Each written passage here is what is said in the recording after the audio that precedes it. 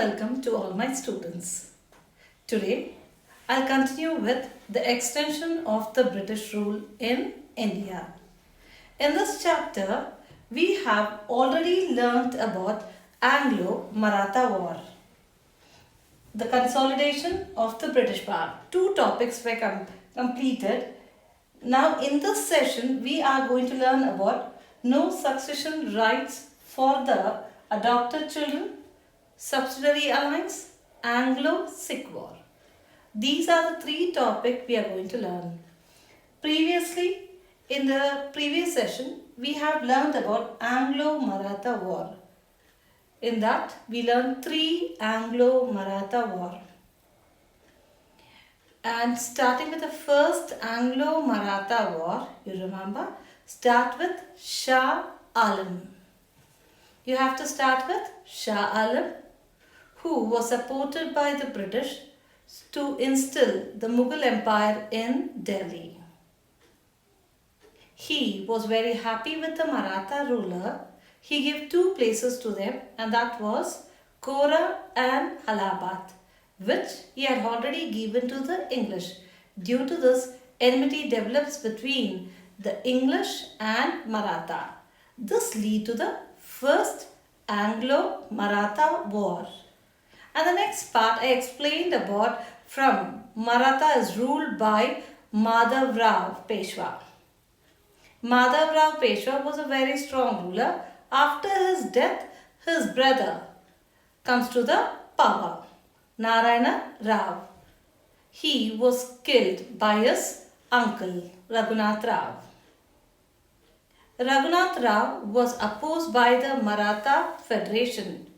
Due to this, Raghunath Rao took the help of English.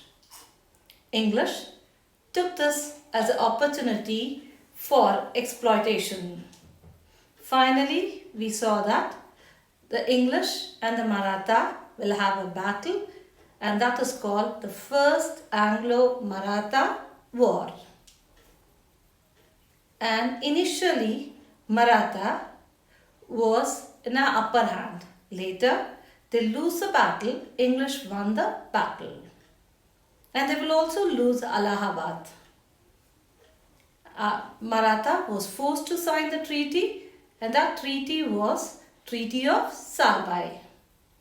According to that, Madhav Rao too was the next Peshwa, who was a son of Narayana Rao. Then we learnt about the second Anglo-Maratha War, and this was a differences between the Maratha chieftains. Yashwant Rao of Holkar, one side, the other side is Daulat Rao Scindia and Baji Rao too fought a battle with Holkar. And finally, Yashwant Rao will won the battle, and Daulat Rao and Peshwa lost the battle.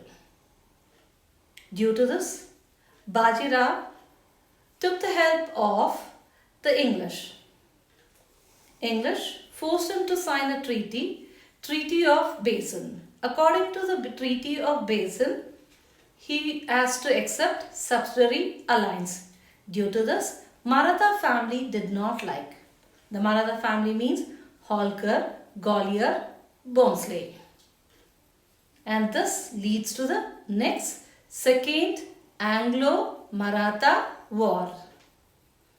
English won the battle and the Maratha lost the battle in this. The next one is the third Anglo-Maratha War. This is the last final where you will see the entire Maratha kingdom comes under the control of English. So I've told you, in this you have to remember the first point is Maratha. All the Maratha family joins together, that is Maratha leaders. They join together and fight against the English for their independence. And in this, 3 points to be remembered. First point, the Peshwa burns the British resident which is located in Pune. The next one is regarding the Appa Sahib of Nagpur and Malhar Rao of Holkar were suppressed. Who revolted against the British, they were ruthlessly suppressed. And next one is Peshwa declares a war against English in two places, Goregaon and Ashti, and he was forced to surrender. And this is the end of 3 Anglo-Maratha War. The result of this third Anglo-Maratha War was, first one is the English will abolish Peshwa post. Second one is Bajirao was given pension. After that, next thing you have to explain about Pratap Singh, who was given Satara. And next one is, you have to remember, this is the end of the Maratha rule, and the Maratha kingdom went under the control of British Empire. So this topic was explained in the previous session.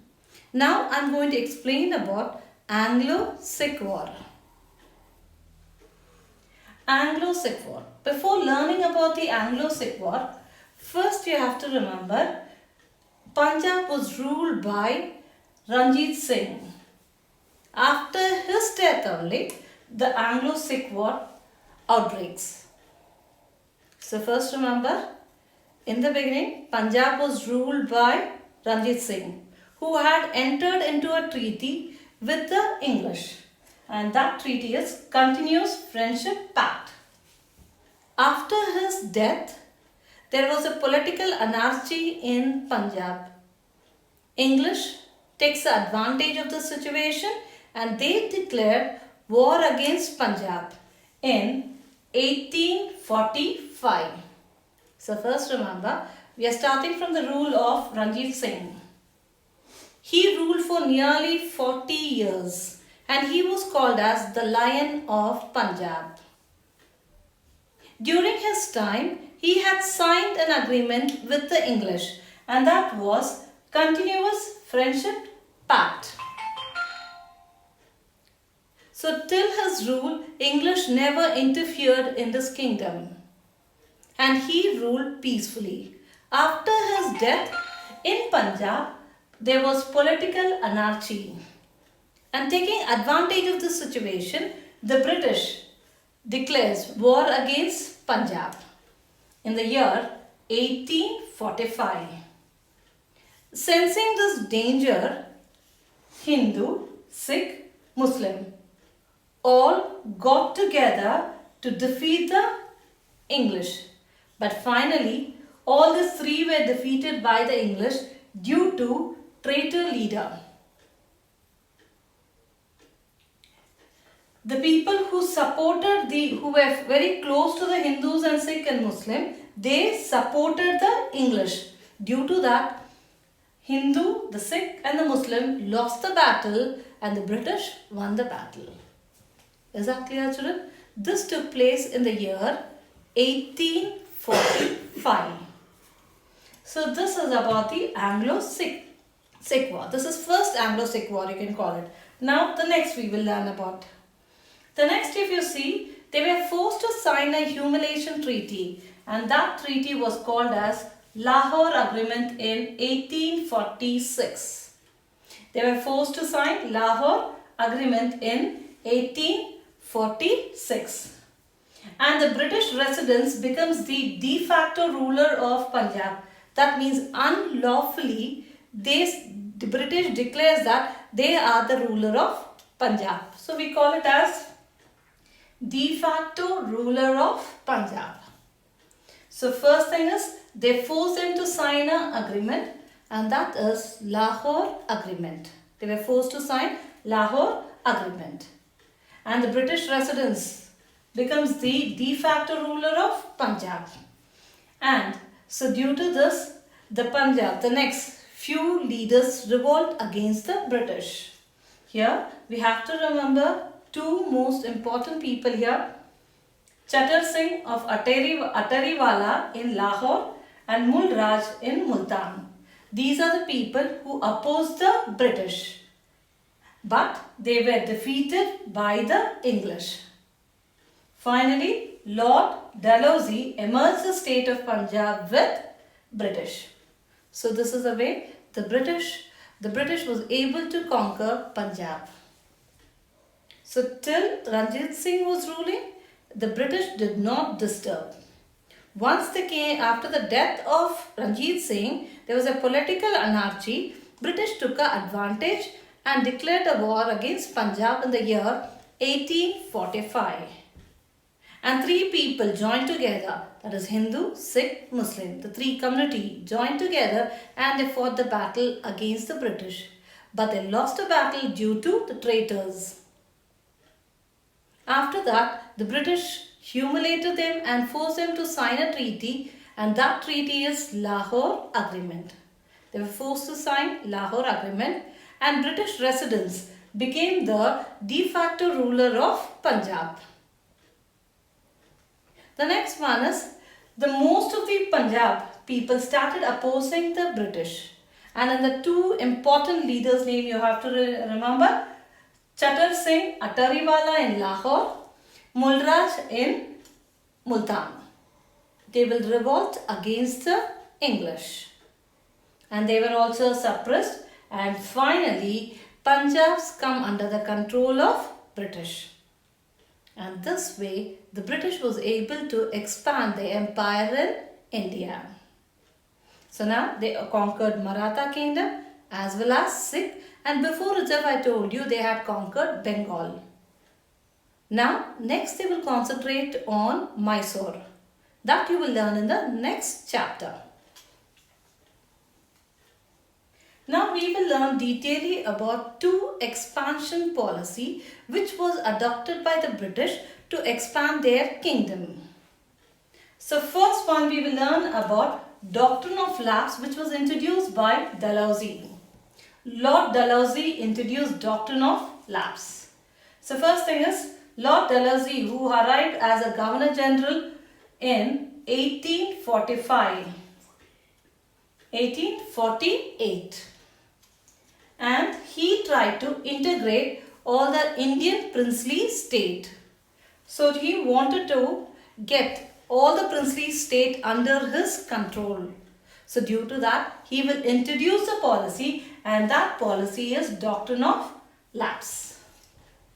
So remember children, Lord Dalhousie came to India as a Governor General in the year 1848, and he made an attempt to integrate Indian princely state with the British Empire. That means all the princely state to come under the British Empire. He tried his best, and for that only he will introduce a policy, and that is Doctrine of Lapse.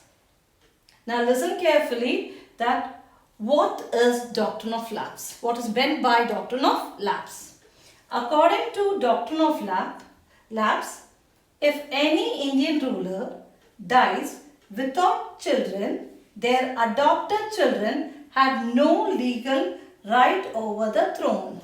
That is, if an Indian ruler, if he dies and he does not have his own children, his adopted son has no right to rule the kingdom. According to this policy, adopted son had no legal right over the throne. And after introducing this policy, the British was successful in occupying some of the places, and those were Satara, Nagpur, Sambalpur, Udaipur, Jhansi, Jaipur. Some more places had come under the control of English. So through Doctrine of Lapse, many kingdoms had come under the control of British, and those were Jhansi, Satara, Sambalpur, Udaipur, Nagpur. These are the places which had come under the control of British Empire due to Doctrine of Lapse. So next, we will see the picture. See the picture of Lord Dalhousie. Lord Dalhousie, who came to India as a Governor General in the year 1848, and he was one of the responsible person who helped in expanding the British Empire in India by introducing Doctrine of Lapse. as I told you, which are the places had come under the doctrine of LAPSE. And those were Jhansi, Satara, Nagpur, Samalpur and Udaipur. These are the places had come under the control of British Empire. And I also explained about doctrine of LAPSE, which was introduced by Lord Dalhousie. According to doctrine of LAPSE, if the Indian ruler dies without his own children, his adopted son has no right to rule the kingdom. Have you understood, children, regarding what is doctrine of LAPSE now? Okay. The next I will teach you about subsidiary alliance. This is a second expansion policy which was introduced by the British, and that is subsidiary alliance. Subsidiary alliance was introduced by Lord Wellesley in the year 1798. According to him, it is a military protection agreement. So Lord Wellesley brought this policy into effect in 1798 in order to bring the Indian state under the control. And this was basically a military protection agreement between East India Company and Indian state. So remember this word, military protection agreement. And the subsidiary alliance was introduced by whom, children? Lord Wellesley. Which year it was? 1798. And what type of agreement, if you see, it is military protection agreement. Lord Wellesley, who introduced subsidiary alliance. And the main intention of introducing subsidiary alliance to expand the British Empire in India. And subsidiary alliance is a military protection agreement. Main intention to get the Indian state under the control of British rule. That was the intention of Lord Wellesley. Now we will learn the condition of subsidiary alliance. Once when the Indian ruler signs this subsidiary alliance, he has to follow these rules. The first is, he has to keep the British army in his kingdom. The Indian king who had signed the subsidiary alliance have to keep the British army in his kingdom. That is the first condition. Second condition, the concerned state had to bear the expense of the army and the wages of the soldiers and also give certain revenue lands as well. So first thing is, as I told you, the Indian ruler who signs this agreement had to keep the British army. The next one is, he has to bear the expenditure of this army. Not only that, he has to give them wages, that is salary, to the British army. With that, he has to give certain revenue land as well as. So first thing is, take care of the British army and whatever expense he has to bear it, and he has to give salary to the soldiers, that is British soldiers. At the same time, he has to give certain land, that is mainly revenue land. So this was the second condition. The third one is, the king has to have a British resident in his court. That means a British officer in the court of the Indian ruler. The Indian ruler who agrees this military protection agreement, he has to keep a British resident in his court. So these are the 3 points we have learnt about the condition of subsidiary alliance. First one is to keep the British army in his kingdom. Next one, bear the expenditures of the army. He has to give the wages for the soldiers. At the same time, give certain amount, give certain revenue land. And the last one is, he has to keep a British resident in his court. So these are the 3 points. The next remaining point in the next slide we will learn, children. The next one is, the king should not appoint any other European without the permission of the British. That means, if he wants to appoint any Europeans, he has to take the permission of the British. Without the permission of the British, he cannot appoint the European. So this is a fourth condition. Fifth condition, if the Indian ruler wants to enter into agreement or a pact, he has to take the permission of Governor General, and that was mandatory. Mandatory means compulsory. In order to enter any agreement or pact with any Indian government, the permission of the Governor General was mandatory. So you understood here, children? So if the Indian ruler is entering into any agreement or a pact, he has to take the permission of the Governor General, and that is mandatory. It is compulsory. The next one is, in return of all these service, the company could offer protection to the state from any internal or external aggression. So the Indian ruler who accepted this subsidiary alliance, he has to follow all these points. In return, what the British government gives to us, if you see, they give us protection from internal and external aggression. They give us protection from internal and external aggression, that is within the state or from other country. If anyone is attacking us, they will support us. So these were the condition of subsidiary alliance.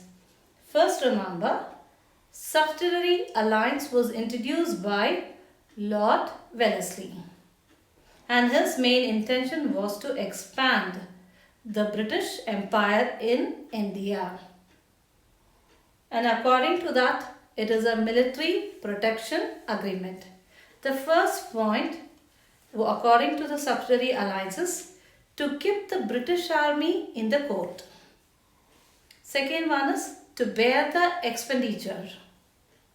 Next, they have to give wages for the soldiers, as well as give a revenue land as well. And they have to keep a British residence in their court.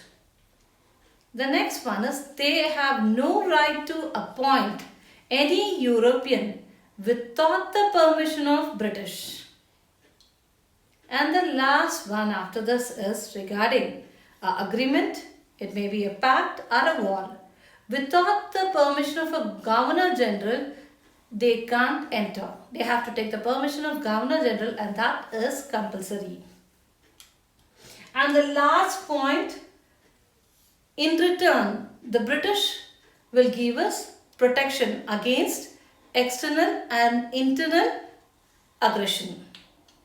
The British could place the Indian state under their control through this policy, and maintenance of the army became easy. Through introducing this policy, the British had gained benefits. If you see, the first benefit is they were able to get the Indian state under their control. And next one, freely their army was taken care by the Indian rulers. So these were the benefit of introducing subsidiary alliance. And the first Indian ruler who accepted the subsidiary alliance was Nizam of Hyderabad. Remember, Hyderabad state it was, who accepted subsidiary alliance. After that, it was followed by Mysore, Pune, Maratha, Tanjore, Awadh. These states also accepted this agreement. So remember, the first Indian ruler who accepted subsidiary alliance was Hyderabad state.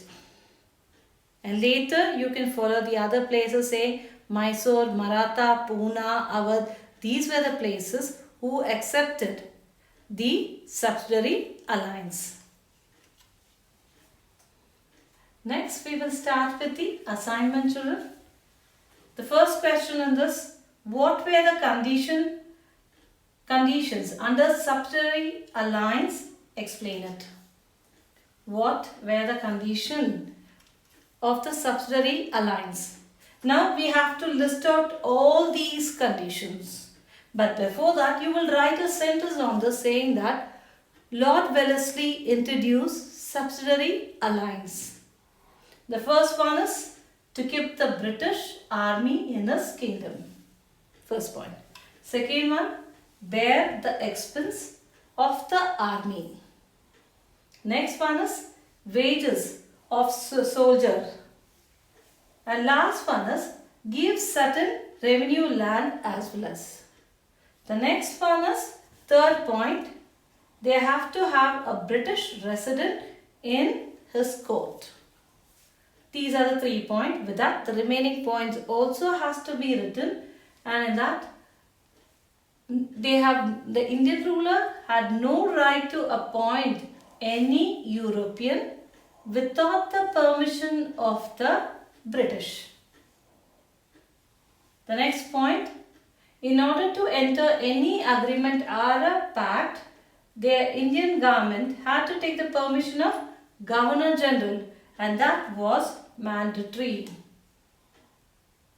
And in return, if you see, what we get is, we get the service. The service what we get from the British, if you see, they used to give us protection from internal and external aggression. So these are the points to be written in the subsidiary alliance. With that, you will write Hyderabad was the first state to enter into this agreement. Is that clear, children? Next question. The next question we will learn about how did the doctrine of lapse supported the expansion of British Empire in India. So here you will remember and explain about Lord Dalhousie. Dalhousie introduced doctrine of lapse in 1848. He introduced, and according to this policy, remember, if any Indian ruler dies without children, their adopted children had no legal right over the throne. You should write this complete sentence as it is you write to children. So remember, first thing is you will write about Dalhousie, who was a Governor General who came in the year 1848, and he introduced doctrine of lapse.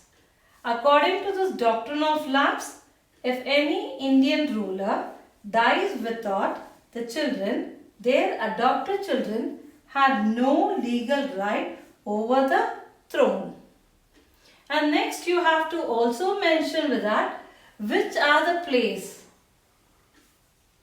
had come under the control of British through doctrine of lapse. So you have to mention all these places: Satara, Nagpur, Samalpur, Udaipur, Jhansi, Jaipur. You have to mention all these places also. So first you will write about Lord Wellesley. After writing, you will explain what is doctrine of lapse. After explaining it, and you should mention which are the states that come under this policy. That is Satara, Nagpur, Samalpur, Udaipur, Jhansi and Jaipur. The next, in the assignment I had given you only 2 questions. One more question, you will write it as a short note, that is regarding Anglo-Sikh War. Anglo-Sikh War has to be written in a short note. It has to be written, children.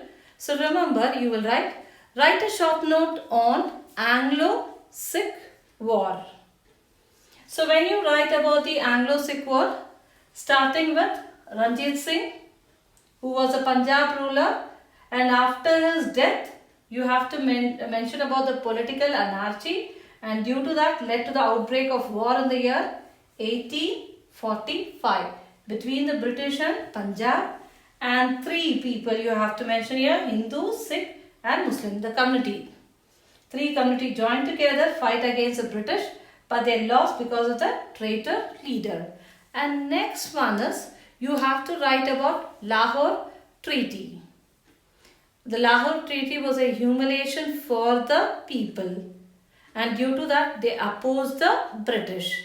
So in this you have to mention 2 leaders: Chattar Singh Atariwala in Lahore and Mulraj in Multan, who opposed the English, but they were defeated by the English, and the Punjab finally went under the control of English.